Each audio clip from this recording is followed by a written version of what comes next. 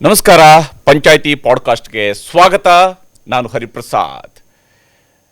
ಇವತ್ತು ನನ್ನ ಜೊತೆಗಿರುವಂಥವರು ಕರ್ನಾಟಕದ ಶ್ಯಾಡೋ ಚೀಫ್ ಮಿನಿಸ್ಟರ್, ಅರ್ಥಾತ್ ಪ್ರತಿಪಕ್ಷ ನಾಯಕರು.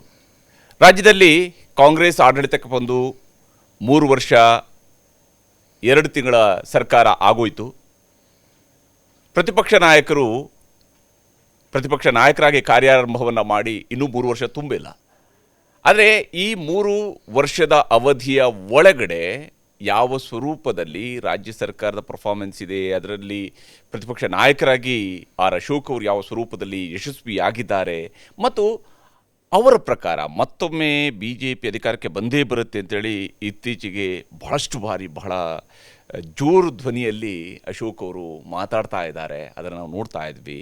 ಹಾಗಾದರೆ ಆರ್ ಅಶೋಕ್ ಅವರು ಯಾವ ರೀತಿಯಾದಂತಹ ದೂರದೃಷ್ಟಿಯನ್ನು ಇಟ್ಕೊಂಡಿದ್ದಾರೆ ರಾಜ್ಯ ರಾಜಕೀಯದ ವಿಚಾರದ ಸುತ್ತಲೂ, ಮತ್ತು ಆರ್ ಅಶೋಕ್ ಅವರ ಬಗ್ಗೆ ಅವರು ಪ್ರತಿಪಕ್ಷ ನಾಯಕರಾಗಿ, ಅವರು ರಾಜ್ಯದ ಉಪಮುಖ್ಯಮಂತ್ರಿಯಾಗಿ, ಅವರು ಮಂತ್ರಿಯಾಗಿ, ಅವರು ಭಾರತದ ಅತಿದೊಡ್ಡ ವಿಧಾನಸಭಾ ಕ್ಷೇತ್ರ ಆಗಿದ್ದಂತಹ ಉತ್ತರಹಳ್ಳಿ ವಿಧಾನಸಭಾ ಕ್ಷೇತ್ರದಿಂದ ಮೊದಲ ಬಾರಿಗೆ ಶಾಸಕರಾಗಿ ಆಯ್ಕೆಯಾದಲ್ಲಿಂದ ರಾಜ್ಯ ರಾಜಕಾರಣದಲ್ಲಿ ಅವ್ರನ್ನ ನಾನಾ ಹಂತಗಳಲ್ಲಿ ಜನ ನೋಡ್ತಾ ಬಂದಿದ್ದಾರೆ. ಆದರೆ ಅದರ ಆಚೆಗೂ ಕೂಡ ಆರ್ ಅಶೋಕ್ ಅವರ ಭಾಳಷ್ಟು ಇಂಟ್ರೆಸ್ಟಿಂಗ್ ವಿಚಾರಗಳನ್ನ ತಿಳ್ಕೊಳ್ಳುವಂತಹ ಪ್ರಯತ್ನವನ್ನು ಇವತ್ತಿನ ಪಾಡ್ಕಾಸ್ಟ್ನಲ್ಲಿ ನಾನು ಮಾಡ್ತಾ ಹೋಗ್ತೀನಿ.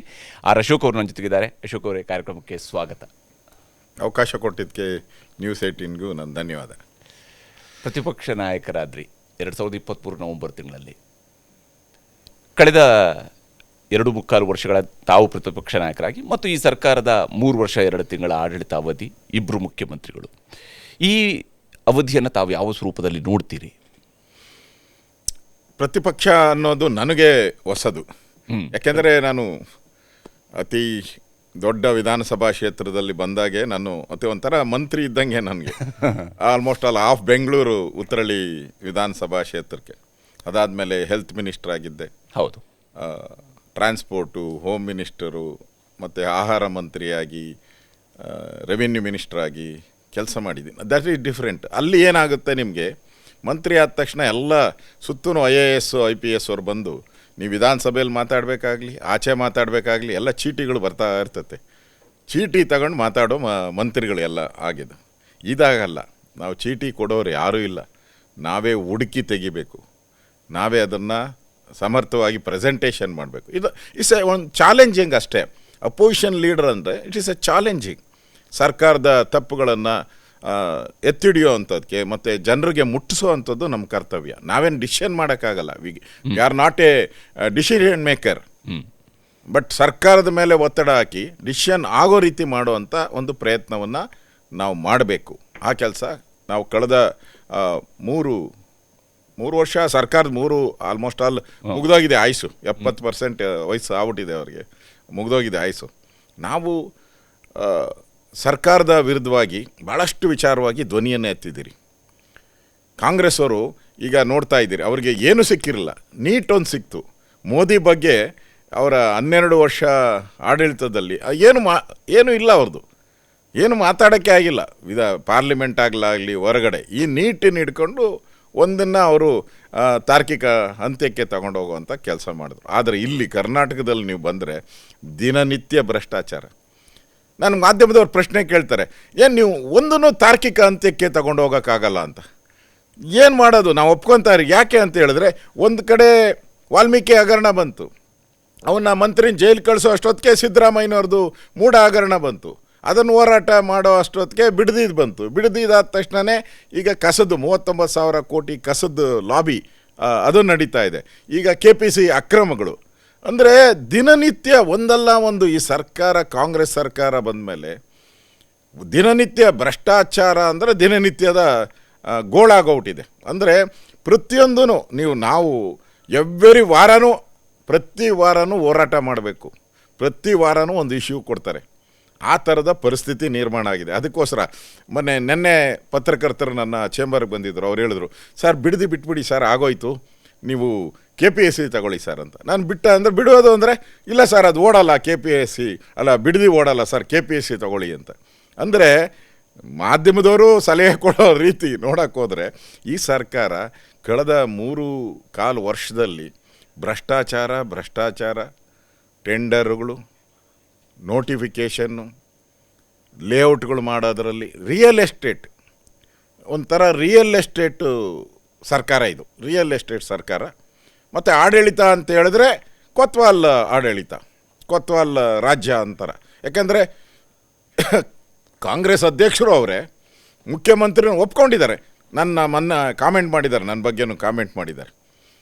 ನಂದಲ್ಲ ಇದನ್ನು ಹೇಳಿದ್ದು, ನಾನು ಕೊತ್ವಾಲ್ ರಾಮಚಂದ್ರ ಅಂತ ನಾನು ಹೇಳಿಲ್ಲ, ಅವರು ಒಪ್ಕೊಂಡಿದ್ದಾರೆ.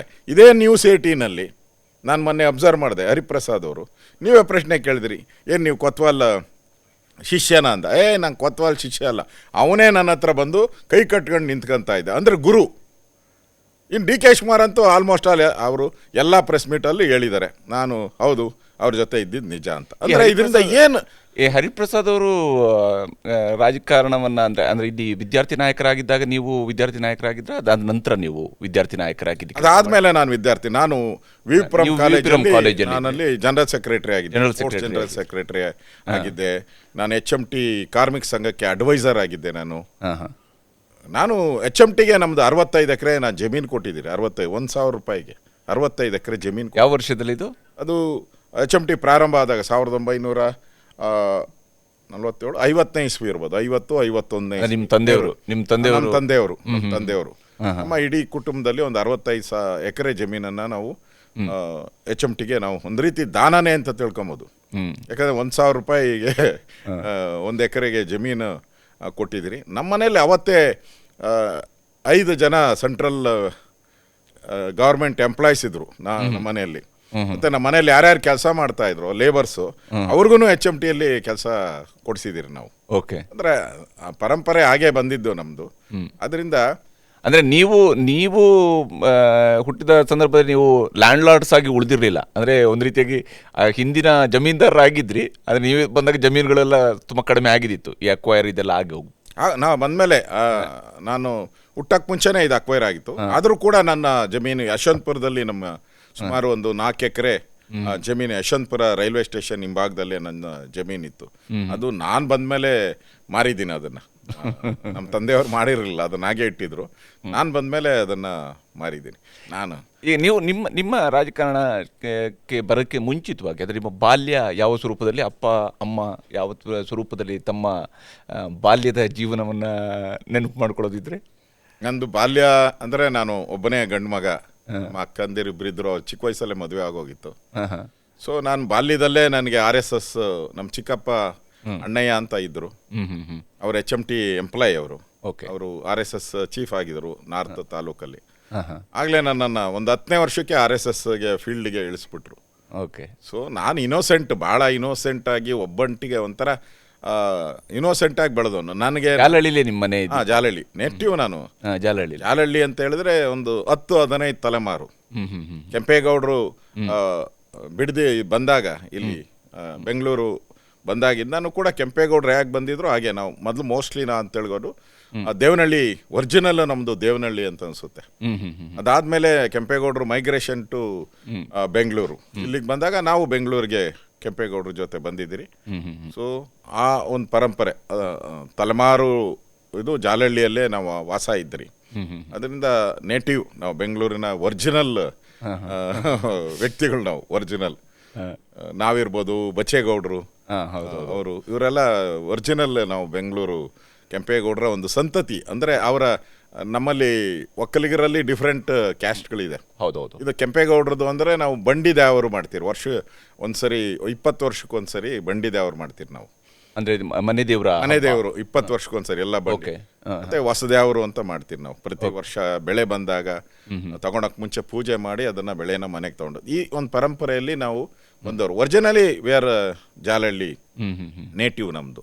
ಅಂದ್ರೆ ಆರಂಭದಲ್ಲಿ ನೀವು ಶಾಖೆ ಮೂಲಕವಾಗಿ RSS ಚಡ್ಡಿ ಹಾಕಿ ನಾನು ನನ್ನ ಮೊದಲ ಶಾಖೆ ವಿಶ್ವಕರ್ಮ ಶಾಖೆ ಅಂತೇಳಿ, ಅದಕ್ಕೆ RSS ಸರಸಂಘ ಚಾಲಕರು ಕೂಡ 2 ಬಾರಿ ಬಂದಿದ್ರು ಅಲ್ಲಿ ನಮ್ಮ ಶಾಖೆಗೆ, ಜಾಲಹಳ್ಳಿ ವಿಶ್ವಕರ್ಮ.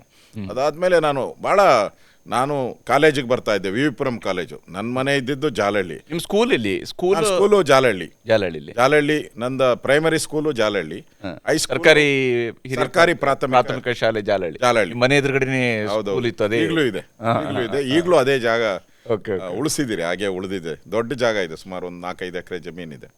ಸೊ ಅದಾದಮೇಲೆ ಹೈಸ್ಕೂಲು HMT ಹೈಸ್ಕೂಲಲ್ಲಿ ಓದಿದೆ. ಕಾಲೇಜೆಲ್ಲ ವಿ ವಿ ಪುರಂ, ಬಸವನಗುಡಿ ವಿ ವಿ ಪುರಂ ಕಾಲೇಜಲ್ಲಿ ಓದಿದೆ.